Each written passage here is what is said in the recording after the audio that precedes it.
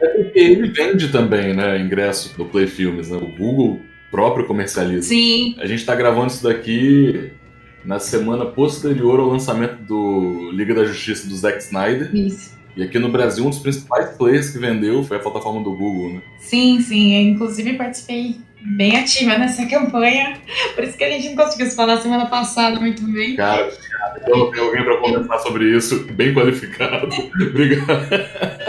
Aces, quinto andar.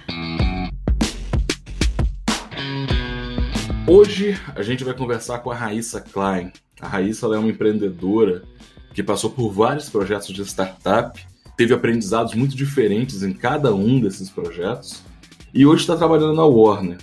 A gente falou sobre a percepção dela sobre cada um dos projetos que ela trabalhou, os desafios para implementar cada um dos projetos que tem modelos de negócio muito diferentes e que estão em segmentos muito diferentes. Ela trabalhou em projetos puramente tecnológicos, ela trabalhou em marketplaces, trabalhou em projetos de jornalismo e hoje está na área de entretenimento na Warner. Ela é uma empreendedora com uma experiência muito rica e com uma visão muito madura sobre os projetos que participou. A gente bateu esse papo para ela compartilhar com vocês, compartilhar com a gente um pouco do que ela aprendeu. O papo ficou muito legal. O episódio de hoje é um oferecimento do programa de aceleração da Aces Inovação. Se você tem uma startup e quer fazer parte da nossa comunidade, estando em contato com outros CEOs, com empresas que investem em inovação e especialistas de diversas áreas, a Aces é o lugar certo para você. A gente coloca a mão na massa junto com você, oferecendo orientação individual, descobrindo a melhor versão da sua ideia e, claro, contando com o apoio de toda uma rede de inovação da qual você pode fazer parte. Quer saber mais? Entra no site aces.com.br e venha conversar com a gente. Bom dia, boa tarde, boa noite para você que está ouvindo esse podcast. Meu nome é Denis Ferrari, sou CEO da Aces Inovação, seu humilde host.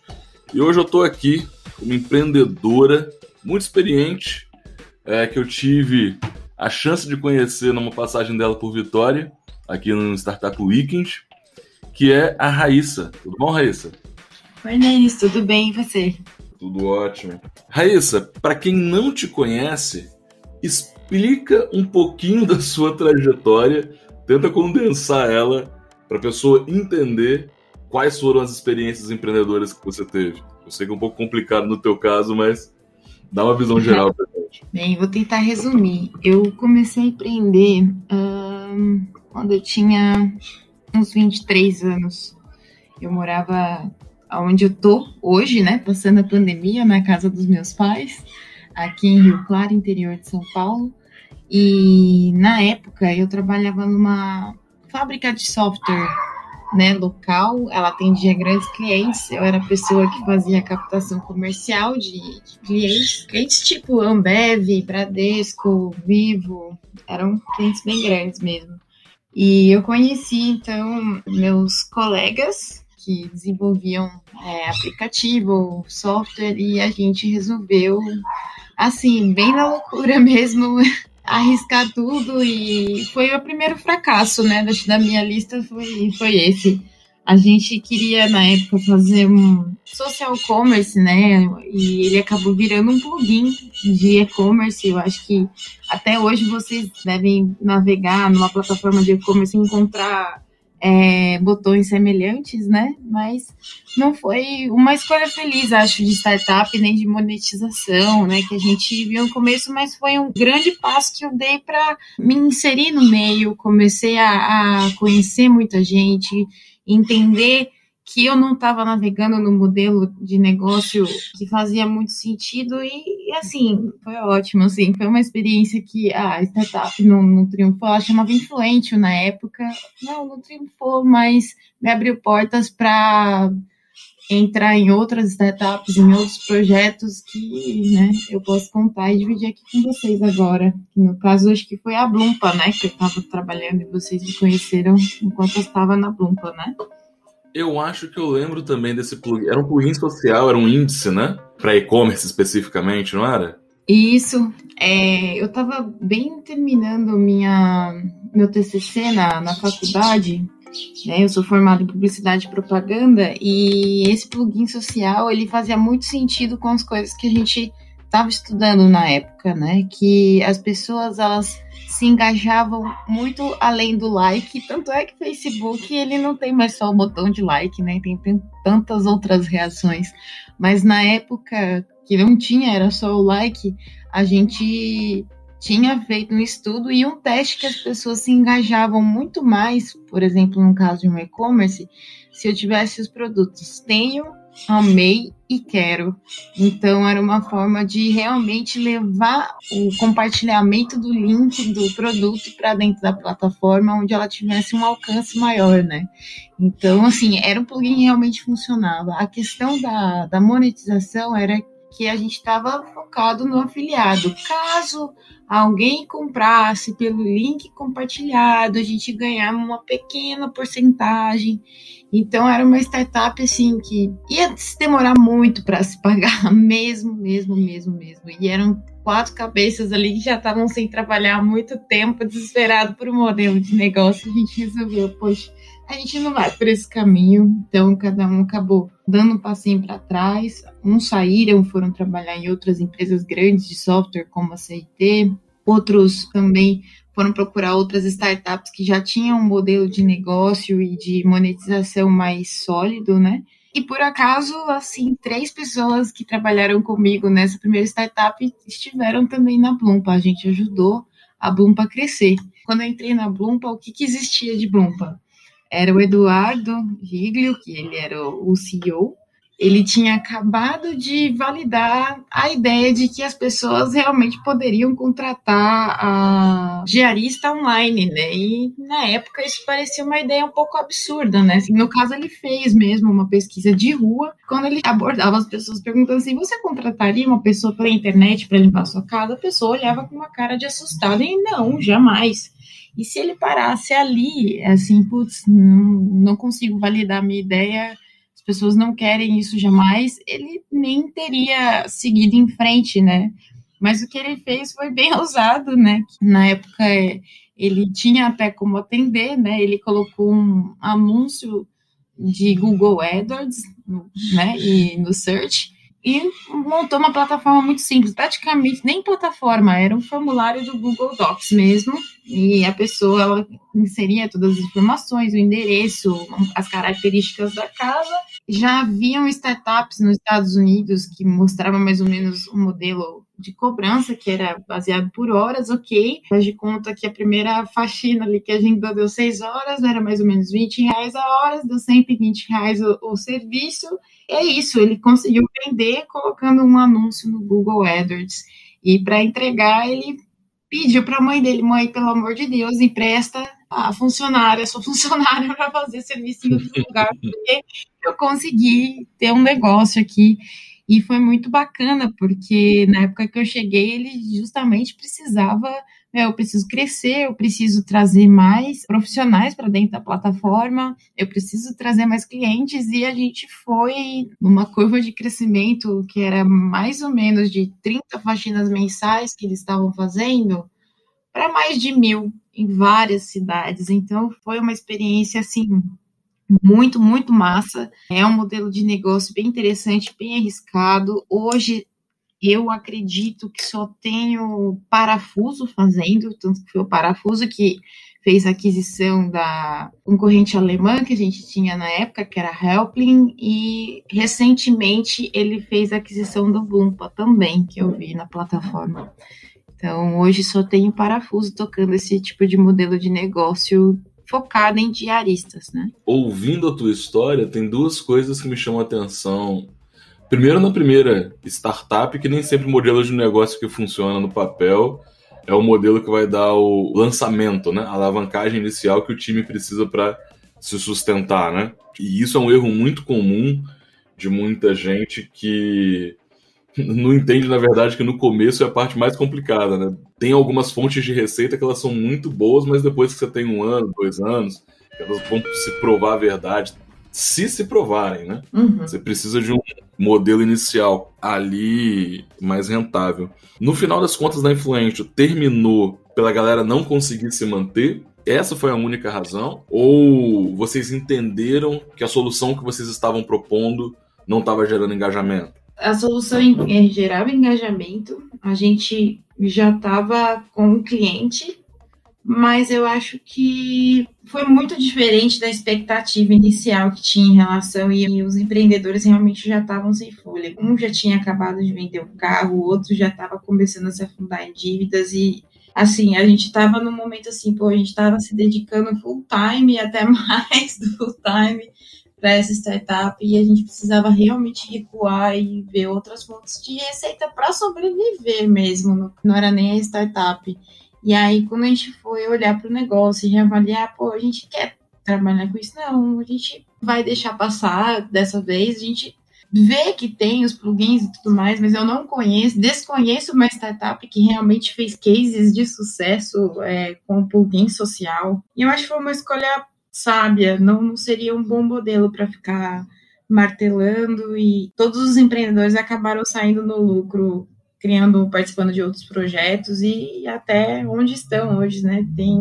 Tem uns que estão lá no Nexo Jornal como diretor de tecnologia, tem outros 2 que estão no iFood, grandes desenvolvedores sêniores lá, e eu aqui na Warner também. Acredito que foi isso como uma boa escolha. A startup inicial mesmo que a gente sonhava era muito diferente do plugin social, né? A gente imaginava que cabia espaço para outra rede social. Tanto é que cabe, né? A gente vê TikTok, uma nova rede social, bombando, mas não é dessa forma que se constrói uma rede social, né? Segmentando, nichando, vamos construir uma rede social só para as pessoas falarem de produto, né? Isso não existe, e foi um erro que eu acho que faz parte de toda a jornada, principalmente de quem está começando, sabe? A gente fica imaginando muitas coisas que a gente acha que vai ser bom e não olha para qual é realmente a necessidade das pessoas nos dias atuais, né? Eu vejo isso muito claro quando a gente vê a proposta de valor do TikTok, por exemplo, que oferece uma plataforma assim genial para você construir vídeo, fazer vídeos curtos, engraçados, de uma forma fácil, com toda uma biblioteca de fundos. Você tem a sua biblioteca de fundos de dublagem, de voz, de sons. Então, é diferente quando você realmente atende um desejo interno do consumidor, ou quando você tenta impor a ele que você acha que as pessoas têm que fazer, enfim. Essa foi uma grande lição, mesmo.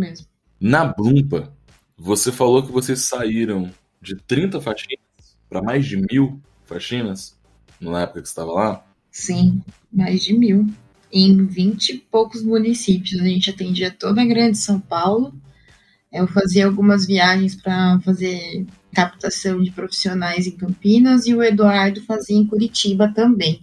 A gente chegou a atender a grande São Paulo todinha, Campinas e Curitiba, na época que eu estive lá. Você sai de um modelo de negócio, posso dizer que ele é um SaaS, assim, que ele tinha muita questão de tecnologia e usuários, para um marketplace, né, que tem tecnologia, tem os profissionais e os usuários. Qual era a principal diferença? Pela experiência que você tinha, quais foram as principais surpresas de trabalhar na Bloompa? A principal surpresa é a gente lidar diretamente 2 pontas, né, de clientes. Eu acho que a pressão era muito grande quando você faz um marketplace, né? Marketplace não é uma coisa simples de fazer, embora pareça, eu coloco aqui quem está a fim de vender e aqui quem está a fim de comprar, e eles se conversam. Não é bem assim que acontece, né? Não é só subir um site que tudo se resolve, né? A gente, mesmo pequenininha, eu tenho muito orgulho de ter passado por lá, porque a gente teve concorrentes de peso chegando, né? Teve a Helpling alemã, que era investida pela Rock Content, que é a mesma que injetou bastante dinheiro no Easy Taxi na época. Por que a Bloompa, ela conseguiu, com pouco dinheiro, né, assim, conseguir segurar bastante tempo o rojão, vai? É porque a gente tinha uma preocupação gigante. A gente entendia que a gente tinha que ter muito equilibrada a quantidade de cliente e a quantidade de profissional na plataforma, para não gerar uma experiência ruim para nenhum dos lados, né? Por exemplo, eu me cadastrei lá na Bloompa para poder arrumar trabalho, no caso da profissional, mas nunca aparece. Se aparece, está muito longe de mim. Enfim, não é uma plataforma boa para mim. E no caso do cliente também, a gente chegava um momento do dia que a gente desligava todos os anúncios e travava os dias porque não tinha mais profissional para atender. Então, assim, ó, se eu estou agendando lá na Bloompa, eu quero ter certeza de que eu vou, né, ser bem atendido. Então, a gente tinha essa preocupação de calibrar bem os dois lados, né, para poder realmente ter uma boa demanda. A gente fazia pesquisa direto, principalmente São Paulo gigantesca, né? Poxa, eu estou tendo mais demanda na Zona Norte, preciso fazer um trabalho para trazer mais profissionais da Zona Norte, estou tendo demanda ali da Zona Oeste, preciso ativar ali o Capão Redondo, o Butantã, enfim. Era muito legal, a gente conseguia fazer isso de uma forma bem bacana, tinha profissionais que tinham praticamente o dia na semana cheio com a gente de serviço, tinha bastante gente que já fazia a contratação, a assinatura mensal, a gente via esse negócio mesmo ganhando tração, porque a gente se preocupava com isso, e além disso, a gente tinha uma preocupação de padronizar a entrega do serviço que era oferecido dentro da casa das pessoas. A gente chegou até na época fazer uma parceria muito bacana com o projeto social da Bombril. Eles tinham um galpão gigante, assim, de 4 andares, se eu não me engano, que simulavam ambientes de casa, e era um estúdio, né? Ao mesmo tempo um estúdio onde era gravado o programa do Raul Gil, A Melhor Doméstica do Brasil. Ele era um curso que era oferecido gratuito para as profissionais, que tinha o certificado técnico do Senac.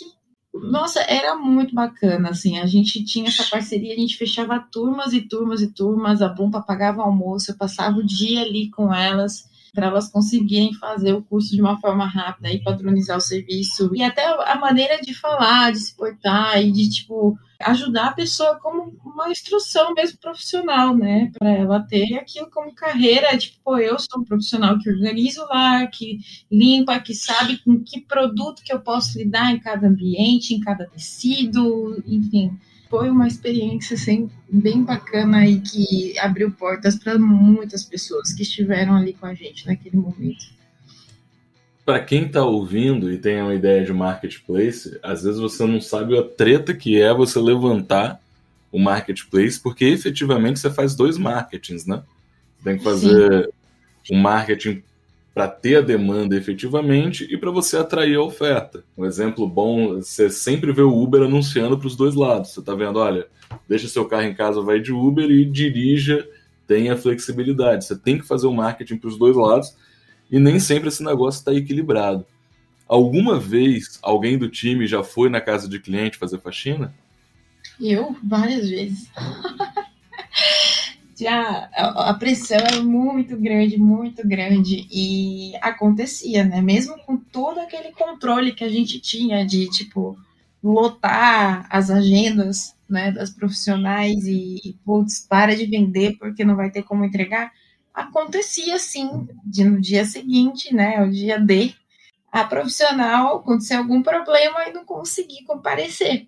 Nessas, alguém do time vestia a camisa, e eu cheguei a vestir a camisa algumas vezes para ir até o local e fazer a faxina em pessoa, né? Deixar de fazer o agendamento, passar o treinamento para outras pessoas do time, o pessoal vai tocando aí minha parte, eu vou lá só entregar, porque o cliente não queria de jeito nenhum agendar para o dia seguinte, né? Ele queria para aquele momento, e a gente estava construindo o nosso nome, a gente não queria falhar, e cheguei sim, faxinar e limpar bastante residência e apartamento lá em Rio Parão, em São Paulo. Teve um projeto aqui na ASIS, estava sendo validado, bem no comecinho, que ele focava em diaristas de comida. A proposta de valor tinha a ver com você contratar uma pessoa para cozinhar na sua casa, deixar a comida pronta para alguns dias e depois você chamaria a pessoa de novo. Pegava um nicho de gente ali que não gostava de comer fora, mas também não gostava de cozinhar. Queria ter uma comida mais saudável, mas sendo feita em casa. Quando a gente olha essa operação que parece simples de cara, você não sabe a quantidade de coisa que pode dar errado no dia D, né? No dia que a pessoa vai para casa do cliente. Exato. Na primeira vez que eles fizeram a intermediação, a diarista se perdeu, É óbvio, eles não tinham plataforma ainda, né? Eles estavam fazendo a validação no MVPzinho. A diarista se perdeu, acabou chegando a casa, chegou um pouco atrasado. Jeová conseguiu botar Tupperware naquela casa o suficiente para o tanto de comida que a diarista fez, para poder deixar tudo guardadinho, organizado dentro da geladeira. E o feedback da cliente foi muito boa. Ela falou, ela deixou minha cozinha e minha geladeira mais arrumada do que estava quando ela chegou, né? Mas é só o dia a dia da operação que ensina todas as variáveis que você tem que olhar. Então, quer dizer, nesse primeiro dia deu certo. Depois que essa operação continuou sendo validada, teve dia que diarista faltou, teve dia que o cliente mudou em cima da hora. E assim você vai descobrindo efetivamente qual é a tua operação. Você nunca consegue imaginar tudo no papel, né? Algumas coisas você consegue, mas outras às vezes são tão específicas que não rola. Esse negócio, por exemplo, da Tupperware, de não ter Tupperware suficiente na casa da pessoa, é porque muita gente, achava bacana, comprava uma grande quantidade de comida, tipo, cozinha para mim para uma semana, para 2 semanas, mas não se ligava que tinha que ter Tupperware em casa para isso, né? E aí surgiu até uma oportunidade comercial, porque elas começaram a oferecer Tupperware, oferecer a parte de infraestrutura que a cozinha precisaria ali, né? Sim. É muito desafiador, né, esse tipo de modelo de negócio, né? Com certeza, eu me recordo bem, assim, posso listar para você aqui os vários problemas que a gente tem, assim, alguns são de chorar, de verdade. Mas é um modelo muito desafiador quando você depende de pessoas também.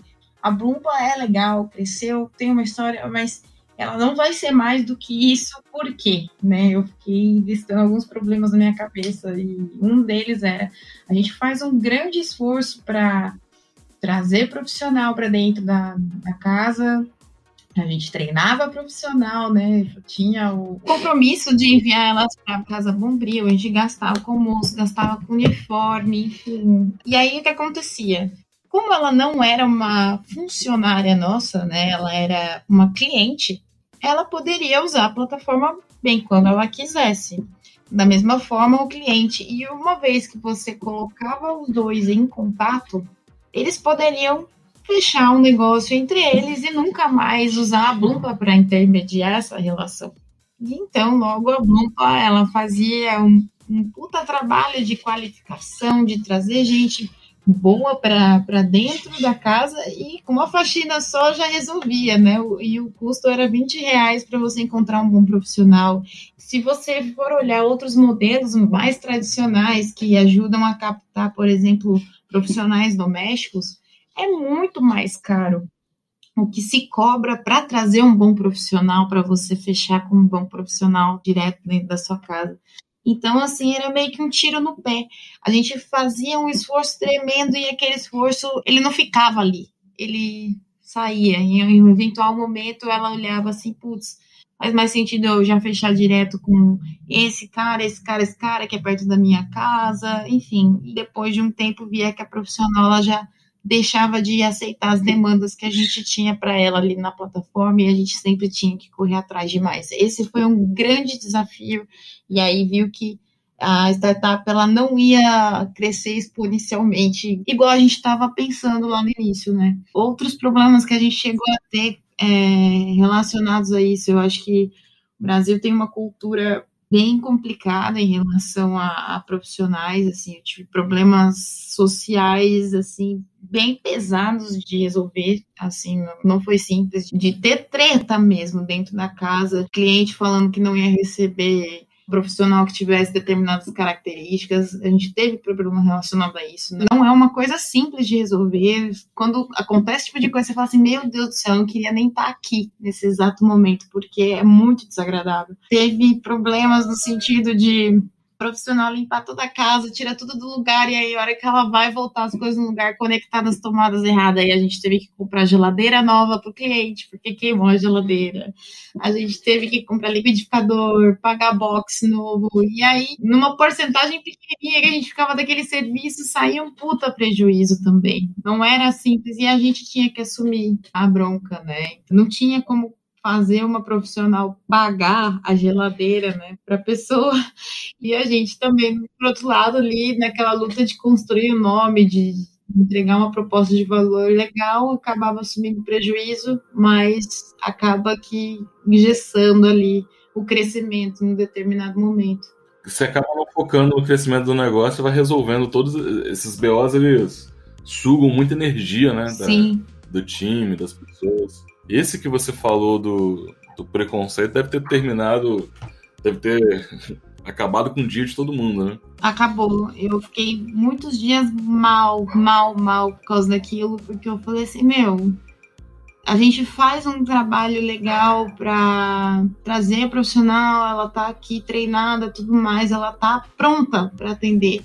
Mas o cliente, a gente fica assim, como que eu faço com esse cliente que... Do mesmo jeito que eu não quero pegar uma profissional ruim, eu não quero pegar um cliente que vai tratar mal a minha profissional. E aí, como que eu faço?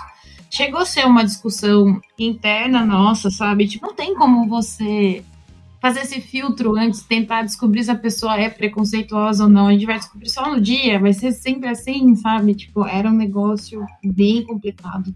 Me sugou bastante mesmo. E teve situações, por exemplo, de pessoas muito porcas. Assim, a gente pensa que não existe, mas existe. Das profissionais ligarem pra gente, eu não quero ficar aqui, essa casa tem barata, rato andando pra todo lado, sabe? Tipo, putz, que situação. Não era nem serviço para uma profissional, era para chamar detetização, sei lá, alguma coisa muito mais pesada. Quando a gente está numa plataforma digital, a gente não está olhando e avaliando o ambiente para saber, né? A gente confia na palavra que o cliente está dando quando ele está especificando o local da limpeza, né? Tem 3 quartos, tem 2 banheiros, a casa está muito suja, né? Ou não tão suja assim, é uma coisa mais de rotina, né? Que está precisando, mas quando chegava lá na hora H, nossa, era coisa podre para todo lado. Você falou dos tapueres, enquanto estava falando, eu lembrei de uma vez que chegou a profissional para fazer a limpeza e não tinha um produto de limpeza lá. A pessoa deixou um pano e um vidro de álcool. Aquele dia a gente pagou um pau assim para essa profissional e foi muito bacana, porque ela resolveu com álcool e pano. Ela não tinha obrigação nenhuma de fazer aquilo, mas a gente achou muito legal a forma dela pensar, putz, eu preciso resolver e dar meu jeito, que a gente fez uma proposta e trouxe ela para o escritório. A gente trouxe ela para treinar e captar outras profissionais. Então, foi uma experiência bacana, tipo, mudou a vida dela também, que ela, antes de ser diarista, ela estava fazendo faculdade, ela queria trabalhar em escritório e tudo mais, mas ela fazia as limpezas, que era o que tinha para ela se manter, e a gente viu, muito inteligente, ela se virou nos 30, vamos trazer ela para o escritório, que ela consiga compartilhar essa visão com as que estão lá na ponta, né, porque ela conhece muito bem esse tipo de situação, né, então foi bem bacana. Você falou que você foi algumas vezes à casa de clientes, assim. Sim. Você chegou a perceber coisas que se você não tivesse ido, você não saberia, assim? Teve algum aprendizado dessas idas? Teve. Quando a gente tá lá na ponta que a gente vê a verdade, né? Às vezes, só ficar sabendo pela ótica de um ou de outro, né? Você tá tendo uma visão totalmente enviesada, né? Da pessoa que tá falando, mas quando é você ali e você entende, tipo, nossa, pro meu negócio crescer, pro meu negócio dar certo, isso não poderia estar acontecendo dessa forma, né? Então, eu acho que o empreendedor, ele tem que ter muito orgulho, sabe, do que ele está oferecendo e conhecimento pleno de tudo que rola, né, em todas as etapas para o serviço e a experiência, né, no caso da Blumpa, né, os 2 clientes profissionais e os clientes que estavam comprando, qual que é a experiência plena deles. Então, para você ter esse tipo de visão, é importante você ir lá e viver, né? Eu acho que empreendedor que pensa que vai ficar só atrás do computador, não vai precisar falar com ninguém, aí nem começa, sério mesmo. Você tem que ter na sua cabeça que você está tirando o problema de um monte de pessoa e assumindo para si esse problema. A melhor forma de você resolver algum problema é você indo para a linha de frente e entendendo como as coisas funcionam, né? Então, se alguém aqui está pensando em começar um negócio, começa mesmo sujando a mão, entra lá, dá uma olhada, é possível tentar entregar uma proposta melhor, enfim, e vai criando o teu canvas, vai anotando e vai construindo o teu modelo, porque não tem como você fazer isso olhando de longe, né, como se fosse uma pesquisa de laboratório, assim, só observando experimentos. Bacana. Cara, depois da Bloom você foi pro Nexo? Depois da Bloom eu fui pro Nexo Jornal. Nexo Jornal. Uma startup bem desafiadora, né, Raíssa? Assim, não são segmentos simples, né? E um pouco parecidos também, né? Isso que me chamou a atenção, assim, porque a área do jornalismo está tentando resolver o seu modelo de negócio até hoje, né? E o Nexo tenta trazer uma inovação ali, quer dizer, o Nexo desses modelos mais novos. Falo desses modelos mais novos porque você hoje tem o Meio do Pedro Doria, você tem o Sputnik, alguns outros players tentando fazer um jornalismo diferente, com modelos de negócios diferentes, mas todos tentando se consolidar de certa forma. O Nexo, que eu me lembro, foi um dos primeiros assim que apareceu e você estava lá. Sim. E aí, cara, como é que é tentar vender jornalismo de um jeito diferente? Vender notícia de um jeito diferente? Não é fácil, viu? Hoje, informação gratuita tá aí, cai no teu colo, né? Buscadores também não ajudam muito, né? O Google, por exemplo, eu lembro que eu estava estudando muito isso quando eu entrei lá no Nexo, né? Tipo, a gente vai precisar do Google Search, a gente precisa estar bem posicionado no Google Search. O Nexo, quando começou, ele obviamente esteve aberto para as pessoas conseguirem ler todo o conteúdo dele sem precisar ter, de fato, uma assinatura. Quando a gente estava estudando os modelos de paywall, né, que são as plataformas que fazem o controle de quantos conteúdos a pessoa pode ler até o momento que ela fala assim, pô, amigo, para você continuar lendo, faz a sua assinatura aqui, é só R$12 por mês, enfim. A gente via que quando você tinha um sistema desse, já o Google já lia e falava assim, putz, não vou nem ranquear você aqui como primeiro, porque você não deixa os meus usuários terem acesso à informação de forma gratuita. E é engraçado porque quando você vai pesquisar, por exemplo, eu estou trabalhando na Warner hoje, né? Então, quando eu quero assistir um filme, por exemplo, o primeiro link que ele vai me passar não é um gratuito, é o original, é o onde você tem que pagar pela transação. Ele vende também, né, ingresso do Play Filmes, né? O Google próprio comercializa. Sim. A gente está gravando isso daqui na semana posterior ao lançamento do Liga da Justiça do Zack Snyder. Isso. E aqui no Brasil, um dos principais players que vendeu foi a plataforma do Google, né? Sim. Eu, inclusive, participei bem ativa nessa campanha. Por isso que a gente não conseguiu se falar semana passada muito bem. Cara, então tem alguém para conversar sobre isso, bem qualificado. Obrigado. Olha, foi uma experiência bem legal esse do Zack Snyder, mas sim, o Google Play, né, que é onde você faz a compra, tanto o aluguel quanto a compra mesmo do produto para ter na plataforma. No caso da Liga da Justiça, ele só esteve disponível para aluguel mesmo. É um produto que está vindo para ser exclusivo HBO Max, assim que chegar no território. E o Google é um dos maiores players para vender esse tipo de conteúdo.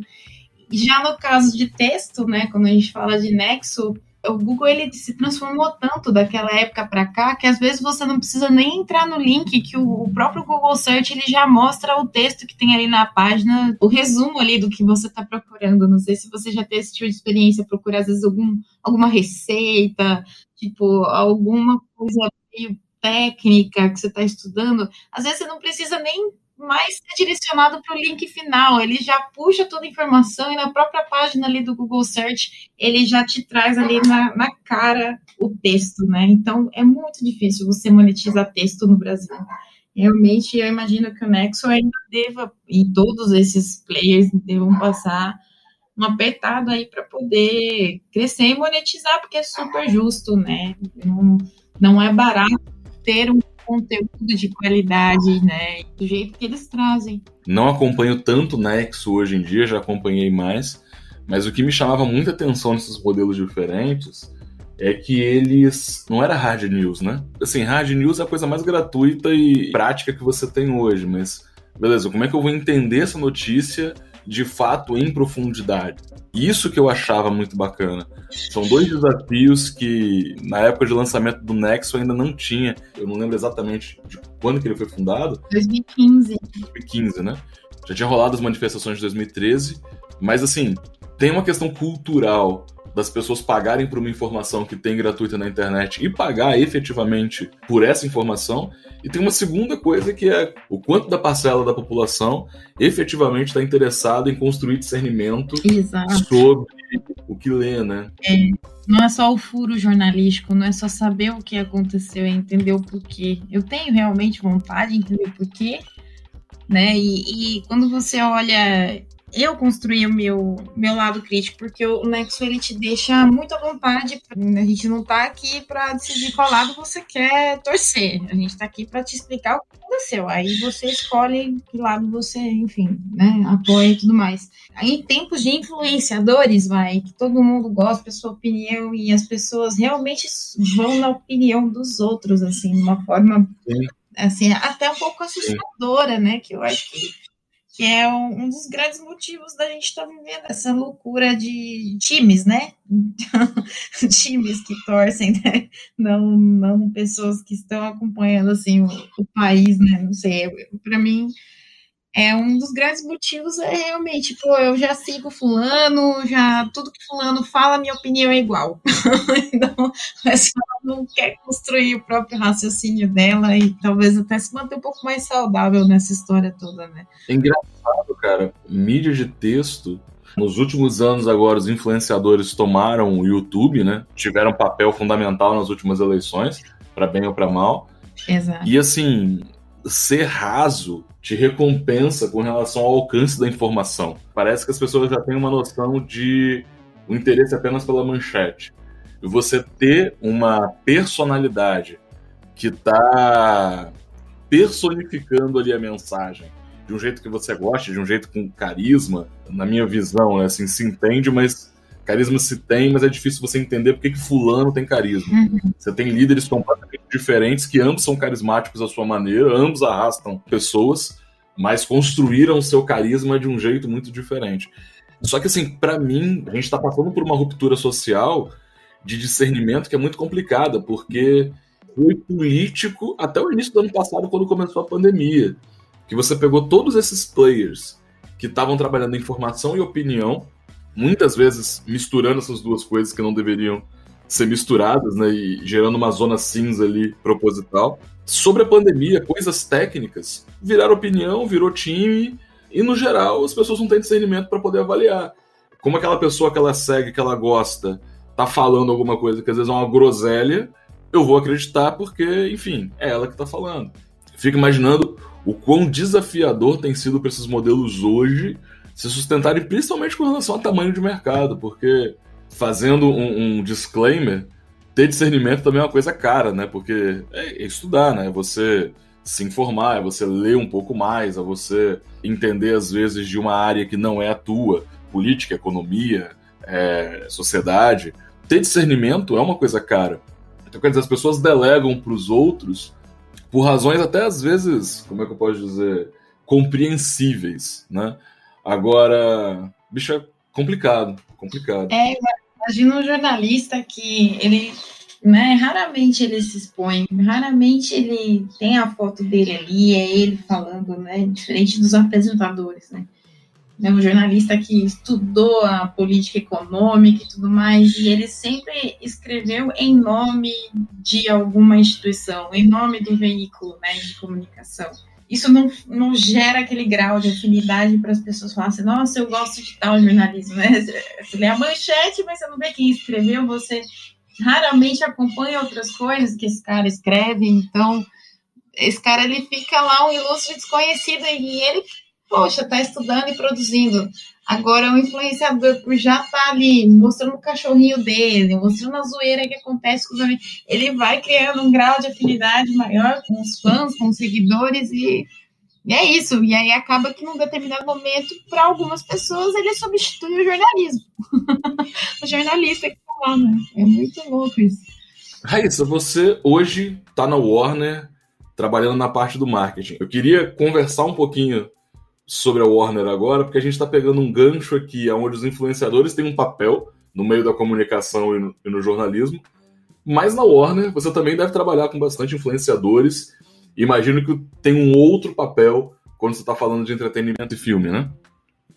Ah, sim, sem dúvida. Eu não trabalho com os influenciadores de forma direta, né? Mas, assim, o que eu percebo da Warner e uma das coisas que me deixa, assim, muito... Putz, meu, eu amo trabalhar lá. É a forma com que as pessoas gostam de falar dos produtos de forma espontânea. Eu acho que quando a gente fala de influenciador lá na Warner, tem, mas é quase que todos de forma espontânea. As pessoas gostam demais, né? Nesse da Liga da Justiça. A gente tem uma comunidade no Brasil gigantesca de pessoas que se vestem dos personagens, né? Que vão aos eventos, que movimentam uma galera. Isso faz com que todos os personagens da franquia fiquem muito vivos por muito tempo, sabe? É essencial mesmo o papel dos influenciadores para disseminar esse conteúdo, para alcançar, para trazer para o popular, né? Para a cultura pop. E é engraçado porque eles estendem. Quem tá falando agora que a gente tem um contexto. Eu sou nerd pra caramba, assim, consumo pra caramba filme, série e tal. Tentando olhar como negócio, tiveram alguns influenciadores, principalmente, que entenderam. Eles trouxeram o que tinha no futebol, que era aquela roda de conversa pós-jogo, para você ter uma roda de conversa pós-filme, né? Assim, às vezes você tem um produto, seja ele qual for, igual o Snyder Cut agora. Tá certo que vai ser difícil alguém produzir mais conteúdo do que o próprio conteúdo original, nesse caso, né, que tem 4 horas, mas às vezes você pega um filme de 1h30, 2 horas, mas que você tem 6 horas de discussão, 8 horas de discussão espontânea, separada em vários vídeos, com vários influenciadores diferentes, o que faz com que o produto ganhe uma força ali grande, né, nas semanas de lançamento, nas semanas posteriores. O próprio Snyder Cut é obra dos fãs, né? Assim, tipo, foi toda uma movimentação, uma questão dos fãs. Faz sentido isso que eu tô falando de mesa de futebol ter virado mesa de... Sim, faz. Isso, né? Hoje, né, a internet ela possibilitou ter esse palco, né, aberto, né, para poder discutir qualquer assunto. E esse do Snyder Cut é um exemplo realmente fantástico, porque foi uma produção que era para ter saído em 2017, por motivos muito pessoais. O Zack Snyder, que é o diretor, né, famoso do recorte Snyder Cut, ele foi afastado da produção por motivos muito, muito pessoais.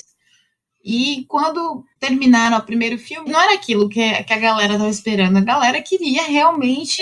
Então, foi um movimento que começou, putz, a gente quer ver solta essa versão. E a Warner, ela foi muito feliz em ter atendido esse pedido, que foi ganhando um volume, começou um movimento, acho que no Twitter, e com a hashtag Release Snyder Cut, a Warner investiu, chamou o Zack Snyder de volta para terminar essa versão, e é isso, a gente tem uma produção aí de 4 horas, até então, onde eu estou acompanhando as críticas, tem um divisor de águas aí, muita gente está curtindo demais, e muita gente, nossa senhora, que filme é esse de 4 horas? Então... Quando você está falando de arte, não tem tanto problema você ter 2 times, né? Vai ter gente que vai gostar, vai ter gente que não vai gostar, mas a discussão ali sendo saudável e bacana, beleza, né? E mantém o produto vivaço, né? Essa é a era que a gente está vivendo hoje. Bem interessante mesmo. Pro bem e pro mal. Eu acho que eu nunca falei de tantos projetos e empresas aqui no podcast como conversei com você hoje. Você tem uma trajetória muito rica. E agora eu queria fazer um panorama geral com você, porque alguns desses projetos você já trabalhou faz algum tempo. Então, você já teve o discernimento que só o tempo e o distanciamento trazem desses projetos. E principalmente, cara, você é o resumo de uma vida empreendedora, né? Tipo, você se dedica pra caramba quando você tá num projeto. Nem sempre ele sai como você imaginou, mas você sempre sai melhor e parte para uma nova empreitada, para um novo desafio a seguir. Sim. Eu queria muito entender na tua visão, na tua perspectiva, quem está começando, quem está no seu primeiro projeto, quem está no começo da sua jornada, o que você falaria para essa pessoa? Os principais aprendizados que você teve olhando lá para trás?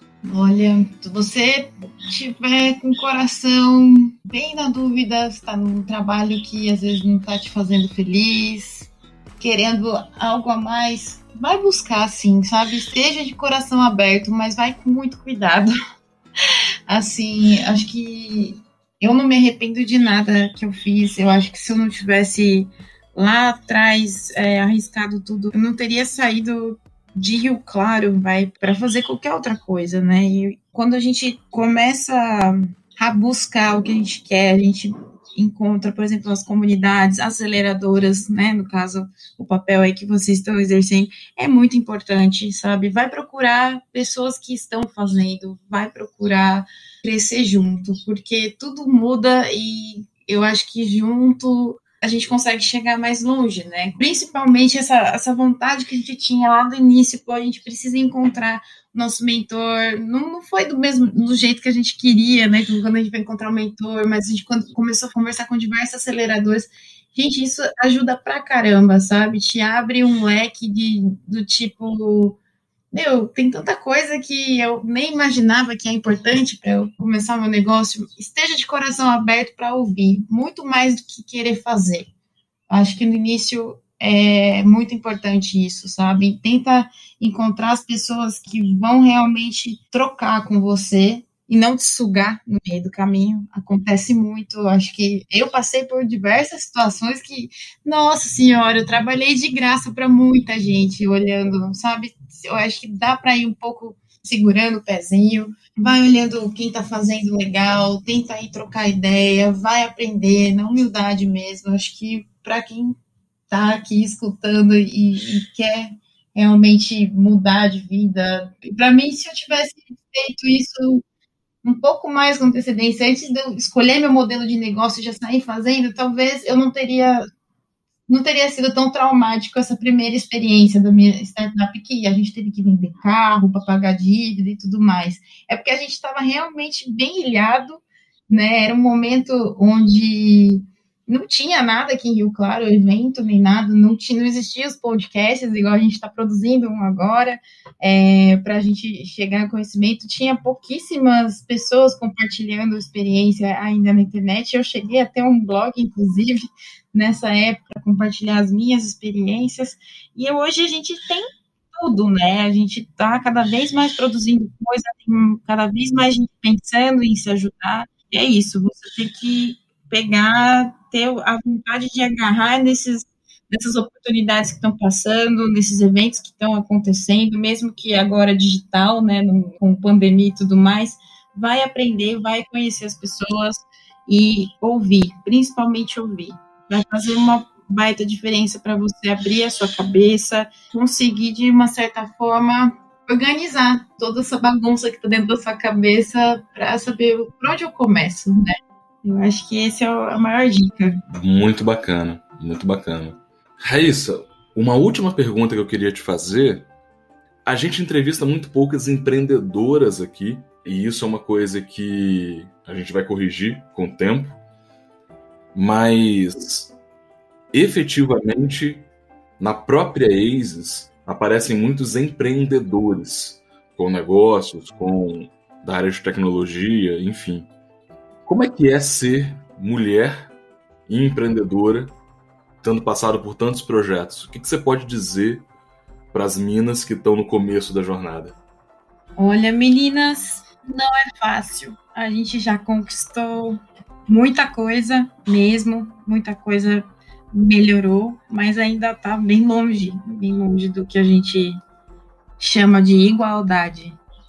Tá? Eu falo isso um pouco de aperto no coração, porque é uma coisa que a gente realmente ainda vai sofrer bastante, mas não pode desistir, porque a gente vai conseguir mudar isso. Eu passei por várias indústrias, até um ambiente que a gente fala que é startup, que é uma coisa mais descolada, que é uma coisa mais atual. Existe sim essa diferenciação que uma mulher não pode, de que uma mulher pode colocar dúvida por trás de uma certeza, de um sucesso. Quero pedir não se desanima de jeito nenhum. É realmente muito difícil. Você vai sentir os seus colegas, às vezes, querendo que você se cale, investidor com muito dinheiro, assim, colocando vocês em papéis, numa situação bem, assim, difícil, né, contra a parede, para, às vezes, desistir, mas não é para desistir. Tem que ir em frente, porque se eu não tivesse sido tão teimosa, talvez eu estaria, sei lá, trabalhando, nada contra também, né, trabalhar com os meus pais, mas eu não teria saído de casa para buscar os meus sonhos, né, eu estaria construindo algo que já estaria pronto para poder não enfrentar essas adversidades, mas realmente a gente ainda vive um contexto que a mulher, ela precisa se provar muitas vezes para ela conseguir o espaço que ela merece. Procurem essas mulheres que estão fazendo coisas incríveis. Eu acompanho uma que eu fui mentora num Startup Weekend que ela participou, a Raquel Calhau, não sei se vocês conhecem, que é de Itajubá, e hoje ela fez o Waze da aviação, e ela nunca andou de avião. Cara, procura essa menina no LinkedIn, segue ela, vai trocar ideia com ela. A menina é gente boa pra caramba, sabe? Tipo, vai procurar essas meninas. Elas também estão precisando de vocês para apoiar elas. Pode ter certeza. Por mais que elas já fizeram muitas coisas, elas ainda vão continuar sofrendo e a gente precisa se unir.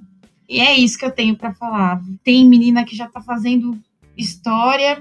Procurem elas. Tem a da AgroSmart, que eu esqueci o nome, acho que chama Mariana. Também, outra menina excelente, sabe? Vamos apoiar as minas, vamos ajudar as minas. É esse o recado que eu tenho para passar para as meninas empreendedoras. Raíssa, obrigado por compartilhar sua história com a gente, seus aprendizados. Quem quiser te achar, como é que faz? Meu LinkedIn, Raíssa Klein, meu pior. Tem Instagram, meu Facebook é um pouco parado, mas tá lá também. Mas bora lá trocar ideia no LinkedIn, que eu puder ajudar, orientar ou passar para alguém que sabe muito mais do que eu vou fazer isso com certeza. Eu agradeço aí o convite. Obrigado, gente. Espero que você tenha gostado desse programa. A gente se vê no próximo episódio, galera. Um abraço.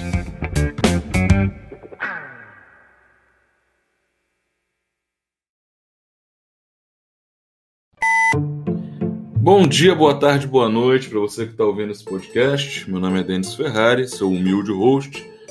E sou... Opa! Volta, Renato. Eu nunca erro essa apresentação. Agora foi. A gente pediu demissão e... vamos tentar desenvolver nosso primeiro aplicativo, nosso primeiro sistema. Nossa, meus cachorros estão fazendo escala aqui. Tá estragando. Animal é muito anárquico, né? Eu tenho 7 dogs aqui, né? Então Cara, ele... muito engraçado. Não, pode. Isso vai ficar no programa. Pode ir, Raíssa. Pode ir. Então tá bom. Na Blumpa. Na Blum. Eita, volta, Renato.